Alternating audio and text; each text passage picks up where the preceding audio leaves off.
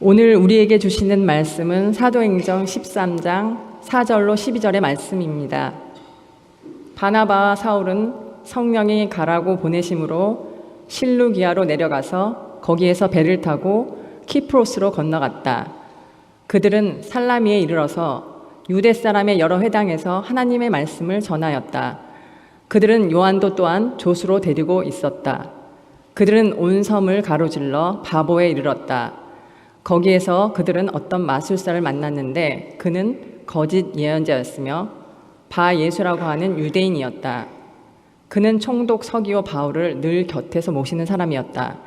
이 총독은 총명한 사람이어서 바나바와 사울을 청하여 하나님의 말씀을 듣고자 하였다. 그런데 이름을 엘루마라고 번역해서 부르기도 하는 그 마술사가 그들을 방해하여 총독으로 하여금 믿지 못하게 하려고 애를 썼다. 그래서 바울이라고도 하는 사울이 성령으로 충만하여 마술사를 노려보고 말하였다. 너 속임수와 악행으로 가득 찬 악마의 자식아, 모든 정의의 원수야. 너는 주님의 바른 길을 굽게 하는 짓을 그치지 못하겠느냐? 보아라, 이제 주님의 손이 너를 내리칠 것이니 눈이 멀어서 얼마 동안 햇빛을 보지 못할 것이다. 그러자 곧 안개와 어둠이 그를 내리덮어서 그는 앞을 더듬으면서 손을 잡아 자기를 이끌어줄 사람을 찾았다. 총독은 그 일어난 일을 보고 주님을 믿게 되었고 주님의 교훈에 깊은 감명을 받았다. 이것은 주님의 말씀입니다.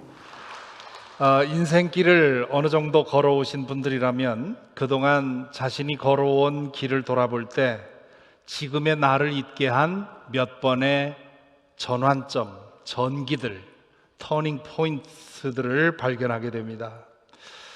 그것이 어떤 사람과의 만남일 수도 있고요, 어떤 사건일 수도 있고 어떤 결정일 수도 있습니다. 평탄한 인생을 살아왔다고 하는 분도 돌아보면 몇 번의 중요한 전기를 거쳤다는 점에서 다르지 않습니다.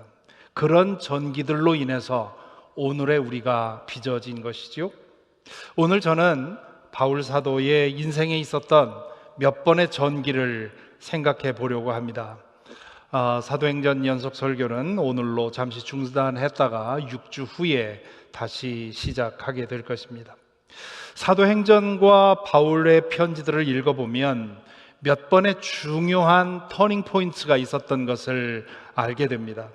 첫 번째 중요한 터닝 포인트는 다소에서 자란 그가 예루살렘으로 유학을 간 것입니다. 몇 살 때 유학을 갔는지는 알려진 바가 없습니다. 그는 유대인 최고의 율법사가 되기 위해서 당시 최고의 권위자였던 가말리엘의 문화생으로 들어갑니다. 오늘 미국으로 치자면 아이비리그 대학에 들어간 셈이지요. 오래되지 않아서 사울은 예루살렘에서 유명한 장래가 촉망되는 그런 율법사로 소문이 나기 시작을 합니다. 앞길이 쫙 열린 것 같았던 이 청년 율법사의 인생 여정은 다마스쿠스로 가는 길에서 부활하신 예수님을 만나고 나서 완전히 꺾입니다. 이 만남으로 인해서 그동안 진실이라고 믿고 살았던 모든 것이 와르르 무너지는 경험을 하지요. 영원과도 같았던 그런 사흘의 어둠을 지나 눈을 떴을 때 사울은 새로운 세상을 보게 됩니다. 육신의 눈이 감기면서 육신의 눈으로 볼 수 없었던 하나님 나라의 눈을 뜬 것이지요. 이것이 두 번째 터닝 포인트였습니다. 이 두 번째 전기는 사울의 인생길을 그가 원하지도 않았고 예상도 않았던 길로 인도합니다. 그동안 쌓아올린 율법사로서의 그 모든 자산을 그는 한순간에 잃어버립니다. 그에 대해서 칭찬을 아끼지 않았던 유대인들은 그의 변신에 분노했고요. 예루살렘 교회 사도들과 신도들은 그의 회개의 진정성을 의심했습니다. 예루살렘으로 돌아온 사울은 마치 섬처럼 철저히 고립되어 있는 자신을 발견합니다. 그래서 사울은 결국 고향으로 낙향을 합니다.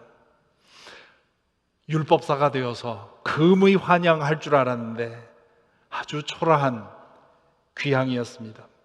그는 다소에서 그 주변에서 10여 년을 지냅니다. 그동안에 사울이 무엇을 하고 지냈는지에 대해서는 알려진 것이 없습니다. 바울도 한마디도 하지 않았고요, 누가도 기록하지 않았습니다. 대개 학자들은 아마도 다소를 중심으로 복음을 전하지 않았을까 추정을 합니다. 이 지점에서 저는 두 가지 궁금증이 있습니다. 하나는 왜 사울의 가족들에 대한 이야기가 사도행전에도 바울의 서신에도 나오지 않을까라는 궁금증이지요. 그가 회심한 후에 다소로 돌아갔다는 말은 가족과 친족이 그곳에 있었을 것이라는 것을 상상하게 합니다. 그들은 초라한 모습으로 낙향한 사울을 어떻게 대했을까요? 그리고 그 가족들은 사울의 전도를 받고 믿었을까? 그런 질문이 들지요. 또 다른 질문은 왜 다소에서 지내던 10여 년 동안의 선교 열매에 대해서는 한마디도 없는가라는 질문입니다. 아마도 그는 전도하는 일보다는 말씀을 연구하며 자신의 신학 체계를 다지는 일에 더 많은 시간을 보냈을 것 같습니다. 그런 숙성의 기간이 없었다면 그의 편지에서 보이는 그 치밀하고 정연하고 심오한 신학 사상을 설명할 길이 없습니다. 그 기간 동안의 전도 열매에 대해서 아무 말도 하지 않았다는 말은 별로 할 말이 없었다는 뜻일 수도 있습니다. 그러니까 다소에서 머무는 10여 년은 표면적으로 보면 사울의 공백기였다는 뜻이지요. 아무도 그를 주목하는 사람이 없었습니다. 가끔 전도해보지만 열매도 없었습니다. 그 자신도 내가 무엇을 해야 할지 알 수가 없었습니다. 그 기간이 그에게는 하나님의 이 예수 그리스도를 만나고 나서 정말 내가 무엇을 해야 할지 그 길을 찾는 시간이 되었을 것이고 자신의 내공을 쌓는 기간이기도 했을 것입니다. 나중에 돌아보니 다소에서의 10여 년이 공백기가 아니라 그의 내면을 꽉 채우는 그런 시간이었던 것을 알게 됩니다. 사울의 인생의 세 번째 전기는 바나바가 다소로 찾아와서 그를 만났을 때의 일입니다. 바나바는 이미 몇 주 전에 말씀을 드렸지만 예루살렘의 사도들과 신도들이 사울을 믿지 못하고 경계할 때 그를 찾아주었고 믿어주었고 그를 데리고 사도들과 신도들에게 가서 소개해 준 사람입니다. 그런 사울이 다소로 내려간 지 10여 년이 지났는데 바나바는 여전히 그를 생각하고 있었던 것입니다. 아마도 바나바는 사울을 잊지 않고 기도했던 것 같습니다. 안디옥에 파견받아서 사역하는 중에 바나바는 사울을 데려와야 되겠다고 하는 그런 성령의 감동을 받았겠죠. 사울은 바나바의 설득을 받아들여서 안디옥으로 내려갑니다. 아마도 잠시 동안 바나바를 도와줄 생각으로 왔을 가능성이 큽니다. 하지만 그것이 영영 고향을 떠나는 계기가 될 줄은 까맣게 몰랐을 것입니다. 안디옥에 내려온 사울은 그동안 다소에서 충분히 숙성시킨 그런 내공을 발휘하지요. 그는 해박한 율법 지식과 그리스 로마 철학의 지식 그리고 그 자신의 체험을 융합시켜서 예수의 복음을 가르쳤습니다. 안디옥 교인들은 바울 사도의 이 사울의 설교와 가르침에 놀랐을 것입니다. 어디서도 들어본 적이 없는 권위 있고 깊이 있는 가르침이었기 때문입니다. 사울도 자신의 가르침에 대한 이 안디옥 교인들의 반응을 보고 놀랐을지 모릅니다. 그 모습을 보고 바나바는 와, 사울을 데려온 것은 정말 신의 한 수야 이렇게 생각했을지 모릅니다. 두 사람은 완벽한 파트너십을 형성했습니다. 한 사람은 앞에서 학자요 설교자로서 신도들을 교육했고요. 다른 한 사람은 목회자로서 뒤에서 교인들을 돌보았으니 얼마나 완벽한 조화입니까? 안디옥 교인들은 세상에 어디에서도 볼 수 없는 대단한 팀 목회의 덕을 보고 있었던 것이지요. 하지만 이 안디옥 교회의 허니문은 오래가지 않았습니다. 한 해가 지난 어느 날 안디옥 교회의 지도자들이 바나바와 사울을 선교사로 보내라는 성령의 음성을 듣습니다. 이 점에 대해서는 지난주에 송병주 목사님께서 자세히 말씀을 해주셨죠. 안디옥 교회의 5 지도자들이 교인들을 모아놓고 자, 이제 바나바와 사울을 선교지로 보내야 되겠습니다 라고 했을 때 교인들이 어떻게 반응했을까요? 그게 무슨 귀신 씨나라 까먹는 얘기냐고, 안디옥에도 전도할 사람이 얼마나 많은데 그러냐고, 우리에게는 아직도 이 바나바와 사울이 필요하다고 그렇게 얘기를 하면서 반대했을 것이 분명합니다. 안디옥 교회 5 지도자들이 교인들을 설득해서 그들을 축복해서 선교사로 내보내게 하는데 상당한 고충을 겪었을 것입니다. 결국 바나바와 사울은 마가 요한을 데리고 떠나지요. 그들은 실루기아라는 항구로 내려가서 배를 타고 키프로스, 옛날 번역에는 구브로라고 되어 있죠. 이 섬, 셀루기아에서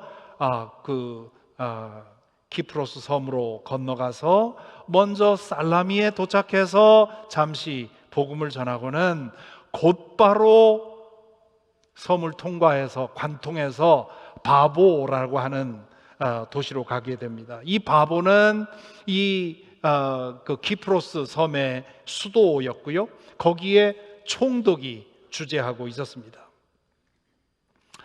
안디옥에서 꺾인 이 사울의 인생길은 바보에서 완전히 꺾여버립니다.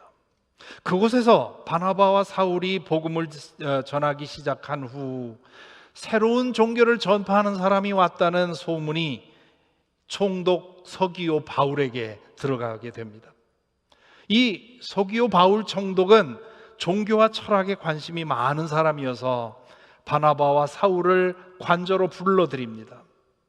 그런데 이 총독 곁에는 바예수라는, 여호수아의 아들이라는 뜻인데요, 바예수라는 유대인 주술사가 있었습니다.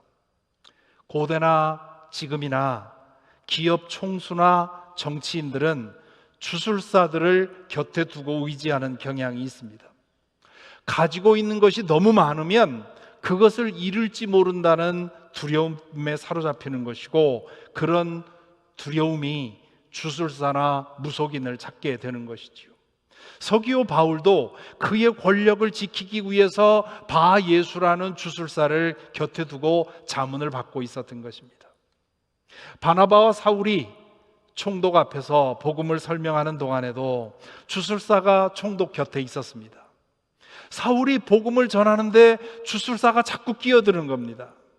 사울은 그 방해를 견디면서 계속 복음을 전했을 것입니다. 사울이 전하는 말에 총독이 관심을 기울이면 기울일수록 바예수는 더 방해를 심하게 했습니다. 마침내 사울은 인내심의 한계에 도달합니다.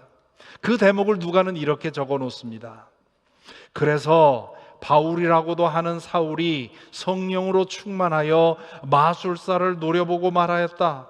너 속임수와 악행으로 가득 찬 악마의 자식아, 모든 정의의 원수야. 너는 주님의 바른 길을 굽게 하는 짓을 그치지 못하겠느냐? 보아라, 이제 주님의 손이 너를 내리칠 것이니 눈이 멀어서 얼마 동안 햇빛을 보지 못할 것이다. 제가 몇 주 전에 사울이 목이 짧고 머리가 벗어진 다혈질의 남성이었다고 그렇게 추정한다고 말씀을 드렸는데, 이 사울이 한 말을 보면 그 이유를 아시겠죠. 아마 성격이 좋았던 바나바는 옆에서 조마조마했을 것입니다. 그 유대인 주술사에 대해서 바울이 보인 반응은 단지 짜증나고 화만 나서라고 볼 수 없습니다. 그는 권력자 앞에서 그 권력자가 바른 길을 가려는 것을 방해하는 모습에 격분한 것입니다. 총독이 주술사에게 미혹되면 키프로스의 모든 주민이 해를 입기 때문입니다. 그것을 생각하지 않고 자신의 유익만을 생각하고 진리의 길을 방해하는 이 주술사에 대해서 사울은 참을 수가 없어서 속에 있는 말을 쏟아 놓는 것입니다. 자, 여기서 잠시 멈춰서 생각해 보십시다. 사울은 이렇게 분통을 터뜨리면서 정말 바예수가 자기가 말한 대로 눈이 멀리라고 생각했을까요? 저는 안 그랬을 거라고 생각을 해요. 그런 일이 일어나지 않았다는 뜻이 아니라 그런 일이 정말 일어날 줄로 사울이 믿지 않았다는 뜻입니다. 왜 그렇게 생각하는지 궁금하시지요? 이 사건 이전까지 사울에게서 이적이 일어났다는 기록이 전혀 없습니다. 다소에서도 없었고요, 안디옥에 내려온 이후에도 그런 일은 없었습니다. 사울은 탁월한 설교자요 교사였습니다. 사울은 자신이 전하는 말씀에 성령께서 역사하시는 것은 경험해 왔지만 이적이 일어나는 것은 한 번도 경험해 보지 못했습니다. 다른 사도들에게서 그런 일이 일어났다는 얘기는 들었지만 그는 그저 복음의 말씀을 잘 전하는 것으로 만족을 했습니다. 그러니 사울은 속에서 터져나오는 대로 말해놓고는 성령께서 정말 그 말대로 그렇게 하시리라고는 기대하지 않았을 것입니다. 어쩌면 말하고 나서 덜컥 안 되면 어떡하지 하는 얘기를 생각을 했을지도 모릅니다. 그는 다만 바예수의 그 가증스러운 악행에 격분해서 하나님이라면 이런 가증한 자를 그대로 두고 보시겠는가 하는 생각으로 속에서 터지는 대로 말을 한 것이지요. 그런데 그 말 그대로 그 일이 일어난 겁니다. 자신이 말하는 대로 바예수가 갑자기 눈의 앞을 보지 못하자 사울도 속으로 깜짝 놀랐을 겁니다. 이 사건 이후로 사울은 상상도 하지 못했던 길로 나아갑니다. 그의 인생에 있어서 결정적인 전환점이 되었고 예수 그리스도의 복음의 역사에 있어서도 기념비적인 전환점이 된 것이지요. 그 이후로 이 바울의 사역에는 이적이 흔히 일어나게 되었습니다.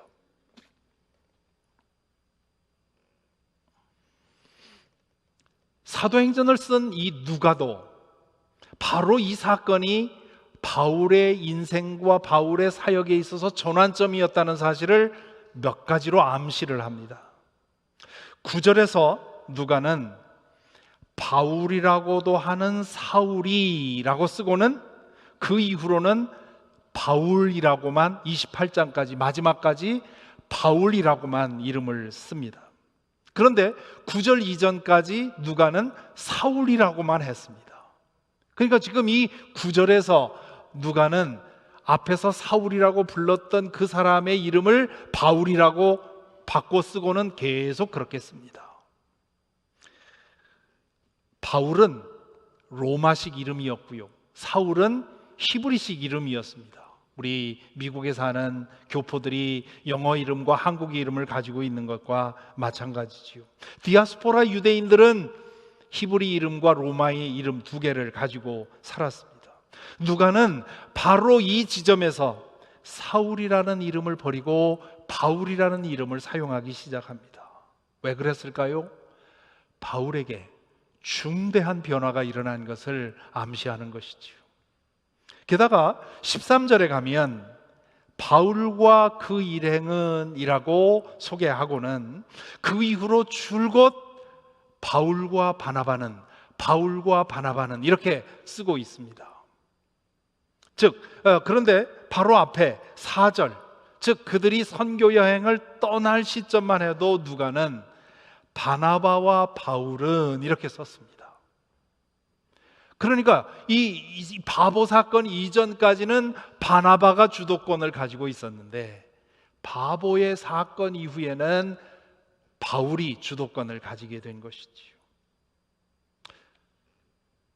그 이유가 바로 바울에게서 성령의 이적의 능력이 터져 나온 것입니다.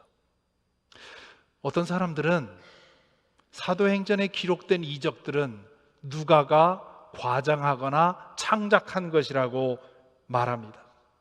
그렇지 않습니다. 왜냐하면 바울이 쓴 바울의 자신의 편지에도 자신을 통해서 일어난 이적에 대한 언급이 몇 번 나와 있습니다. 그 한 본문만 보면요, 갈라디아서에 보면 갈라디아서는 바울이 1차 전도 여행 때 세웠던 이 소아시아의 여러 교회들에게 쓴 편지인데요, 이 교회들은 바울이 없는 사이에 예루살렘에서 온 전도자들에게 미혹되어서 율법을 지키고 할례를 받아야 한다고 그렇게 믿게 되었습니다. 그래서 이 사실을 알고 바울 사도가 그들을 책망하는 편지를 쓴 것이 이게 갈라디아서인데요, 이 갈라디아서의 편지에 보면 이런 부분이 있습니다. 3장 3절부터 5절에 보면, 여러분은 그렇게도 어리석습니까? 이 어리석다는 말은 이 유대주의자들의 가르침을 믿었다는 뜻입니다. 성령으로 시작하였다가 이제 와서는 육체로 끝마치려 합니까? 여러분의 그 많은 체험은 다 허사가 되었다는 말입니까? 참말로 허사가 되었습니까?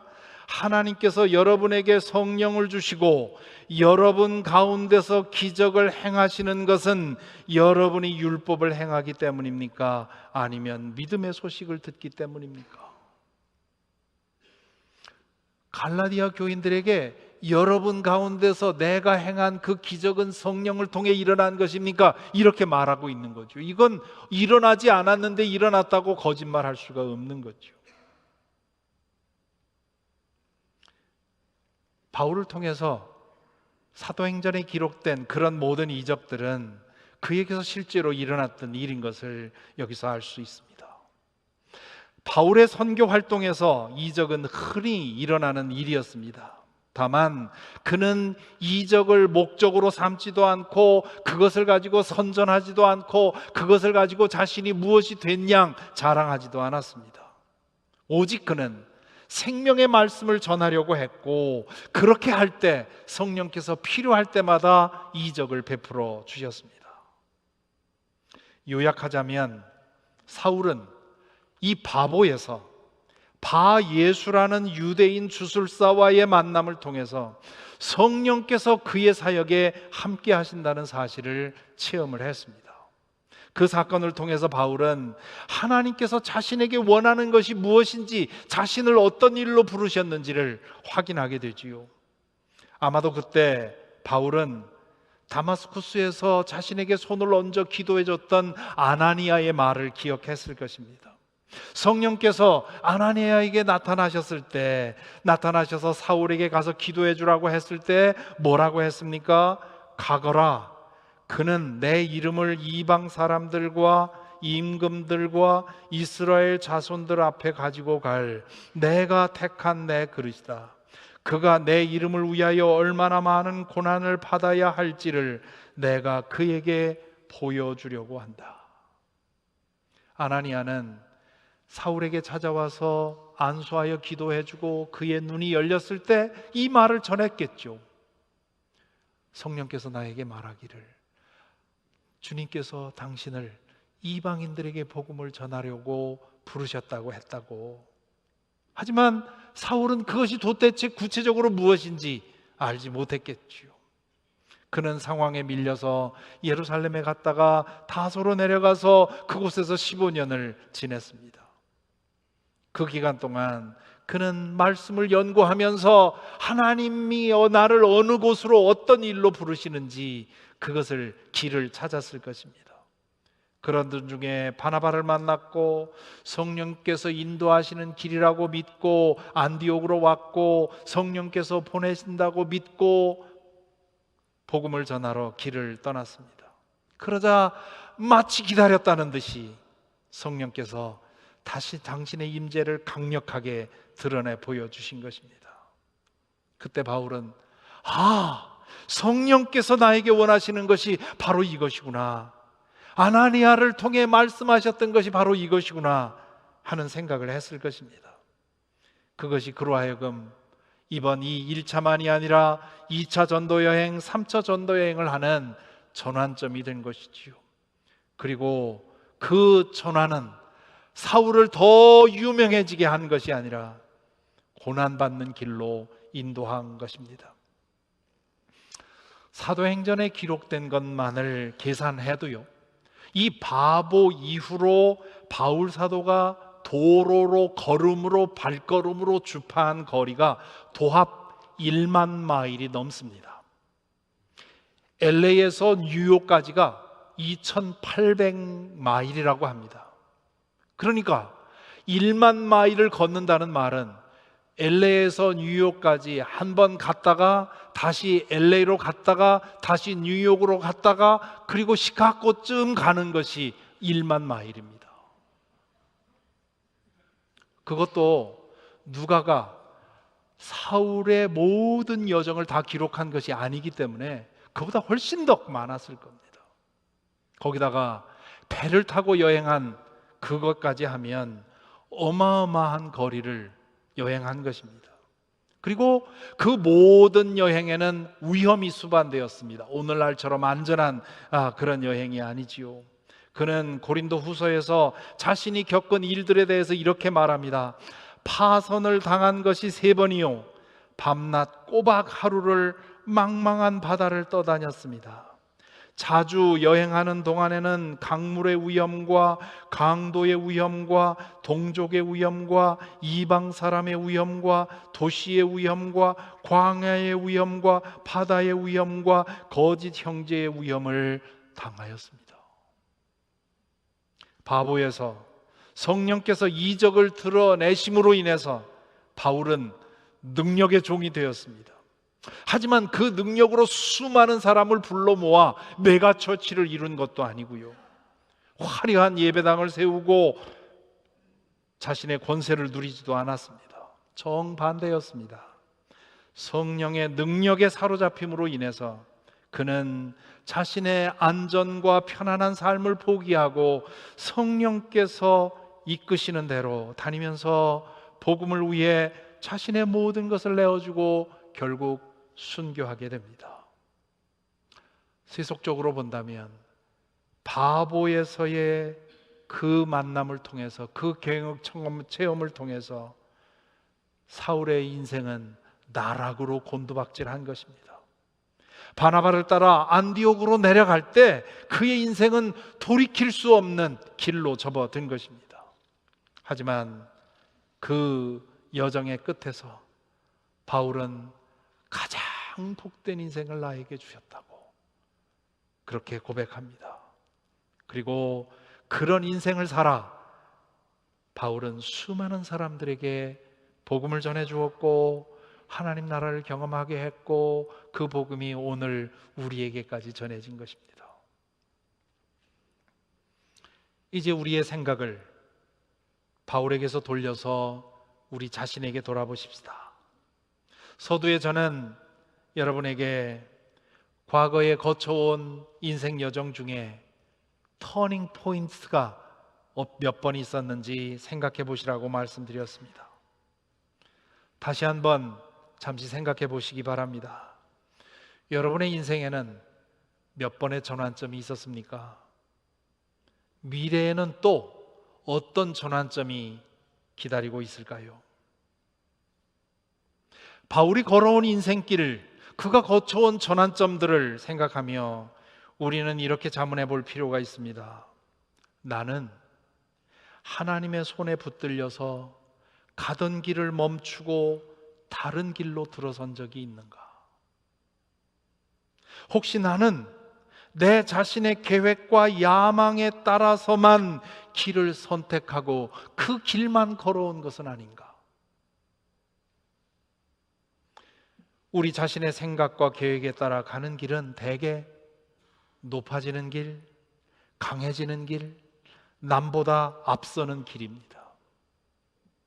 그것이 자기 중심성의 원죄에 사로잡힌 우리의 자아가 가고 싶어하는 방향입니다. 어린 사울이 예루살렘으로 유학을 떠날 때 그는 성공하고 출세하는 길을 선택한 것입니다. 자신의 유익과 성공을 위한 길에 서게 되면 그 길에 장애가 되는 것들은 모두 적으로 여기게 되어 있습니다.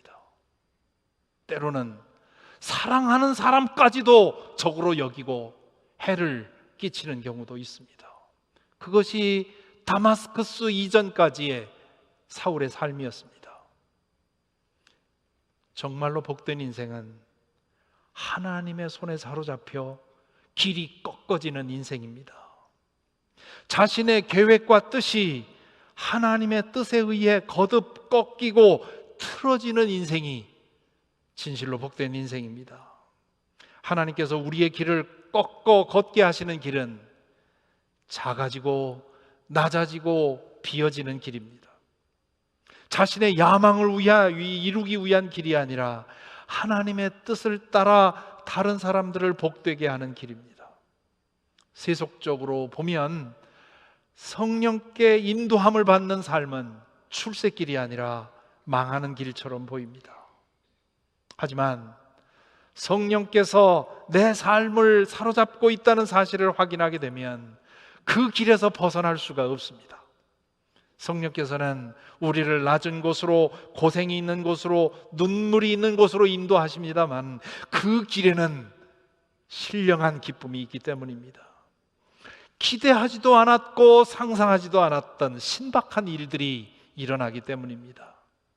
무엇보다 내 인생이 나 자신만을 위해 소모되는 인생이라는 그런 때로 내 자신을 붙드는 그런 덧없는 인생 무상의 감정이 아니라 내 인생이 누군가를 위해 값지게 사용되고 있다는 그런 뿌듯한 신령한 기쁨이 우리 속에 깃들게 되는 것입니다.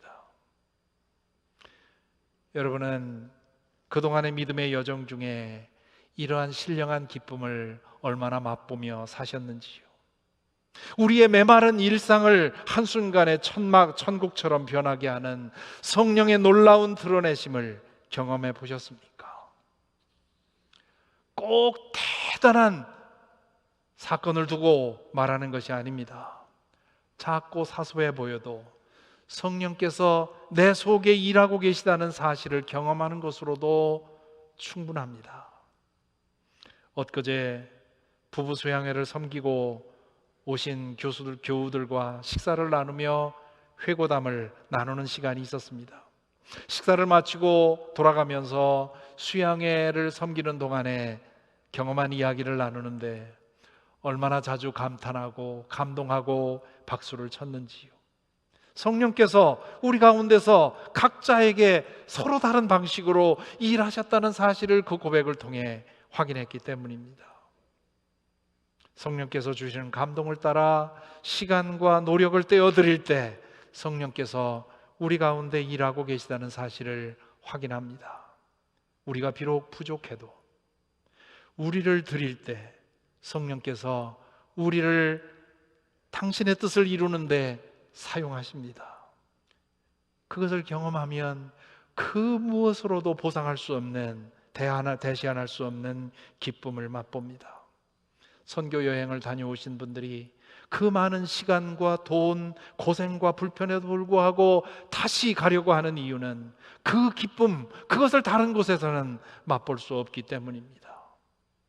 이런 작은 경험들을 거듭하면서 성령께 의지하고 순종하고 따르는 일에 한 걸음씩 성장해 나가게 되기를 바랍니다. 그러다 보면 성령께서는 바울에게 그러셨고 바나바에게 그러셨던 것처럼 우리의 인생을 심하게 꺾으셔서 때로는 생각해 본 적도 없고 기대해 본 적도 없었던 길을 걷게 하십니다. 그 길이 인간적으로 낮아지고 작아지고 손해보는 고생하는 길이 되곤 합니다. 하지만 그 길을 갈 때 우리의 보잘것없는 인생이 세상을 밝히고 영혼을 만지는 등불로 사용되는 영광을 얻습니다. 부디 저와 여러분 우리 모두에게 하나님께서 내 인생을 꺾으신 적이 있다고, 성령께서 나를 인도하셔서 내가 상상도 해보지 않은 길을 가본 적이 있다는 그런 고백이, 그런 간증이 우리에게도 있게 되기를 간절히 기원합니다. 지금까지 그분이 인도하는 그런 인생길을 걸어오면서 여러 번 하나님이 꺾으시는 길을 걸으신 분들이라면 앞으로 더욱 성령께 맡기고 걸어가시기를 기원합니다. 혹시 지금까지 자신의 계획과 의지로만 살아왔다면 남은 인생길은 좀 더 자주, 좀 더 많이 하나님께 맡기고 그분이 휘두르는 대로 살아가는 은혜가 있기를 기원합니다. 자신만을 위해 소모되는 인생이 아니라 자신을 태워 다른 사람을 이롭게 하고 하나님의 영광 돌리고 세상을 이롭게 하는 그런 등불로 살아가게 되기를 간절히 기원합니다. 기도하시겠습니다. 이제 눈을 감고 잠시 자신의 인생길을 돌아보십시다. 누구든 몇 번의 중요한 전환점을 거쳐 오늘 이 자리에 와 계실 것입니다. 죽을 고비를 여러 번 넘어오신 분들도 계십니다. 어찌 그 고비를 넘었을까 싶은 분들도 계시겠죠. 그 모든 과정을 거쳐서 오늘 이 자리에 있게 하신 것에 감사드리십시다. 그때는 몰랐지만 지금 돌아보니 그 전환점에 하나님이 함께 계셨음을 인정하실 것입니다. 그렇게 감사할 뿐만 아니라 앞으로 우리의 삶을 위해 기도하십시다.